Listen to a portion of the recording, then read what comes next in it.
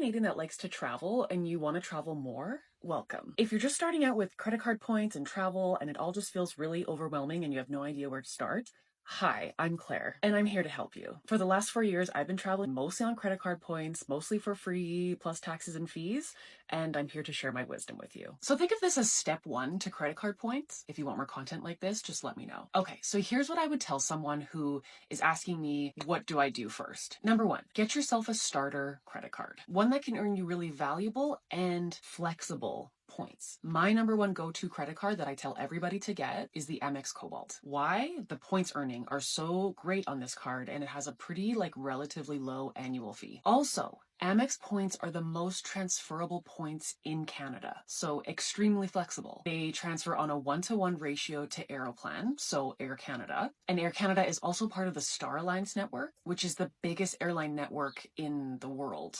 I do have a few really great videos on the Cobalt. They explain all about the points breakdown, what Star Alliance network is. You'll get some really good information. But basically, to sum it up, you get access to some really great destinations, basically anywhere in the world, and some really great economy, premium economy, business, and first class seats that you can choose from. Number two is minimum spends. This is a term you'll want to get very familiar with if you're not already. This is where I earn the majority of my points that I use to travel with. So for example, a welcome bonus on the Amex Cobalt, you get 15,000 membership rewards points when you spend a minimum of $750 for the first 12 months that you have the card. Other credit cards like the WestJet World Elite MasterCard will give you 450 WestJet dollars when you spend $5,000 in the first 3 months of having the card. So really the last thing you want to do is miss out on that bonus when you've spent almost all that money on the card and then you miss out on getting the welcome bonus. Number three, know your points earnings. So first off, you should always use a credit card anytime you make a purchase. Don't use your debit card. Don't pay with cash. Unless those are the only forms of payment available to you at that time,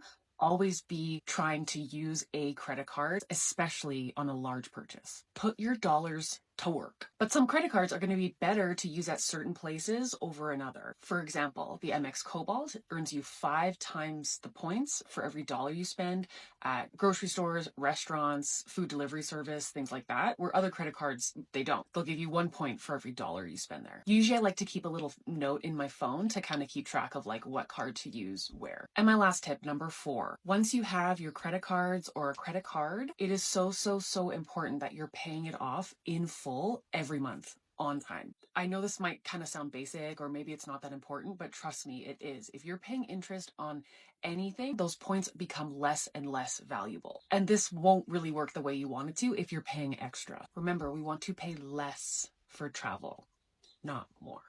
Okay, that's it. I hope this helps. Follow me if you want to learn how to travel more for less. And let me know if you want to see more of this. I can make it into a whole series.